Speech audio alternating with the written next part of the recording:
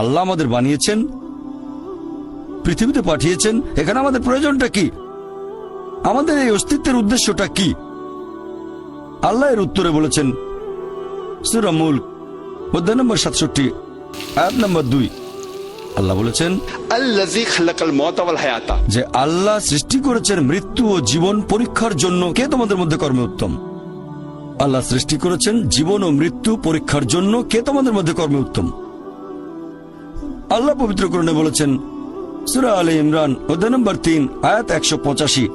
আল্লাহ বলেছেন কুল্লু নাফসিন যায়কাতুল মউত, প্রত্যেক জীব মৃত্যুর স্বাদ গ্রহণ করবে, আর চূড়ান্ত বিচার হবে রোজ কিয়ামতের দিনে। যাকে সেদিন দোজখ থেকে রক্ষা করা হবে আর বেহেশতে দাখিল করা হবে, সেই পৃথিবীর উদ্দেশ্য অর্জনে সফল কাম। কারণ এই পার্থিব জীবন ছলনাময় ভোগ ব্যতীত আর কিছুই নয়।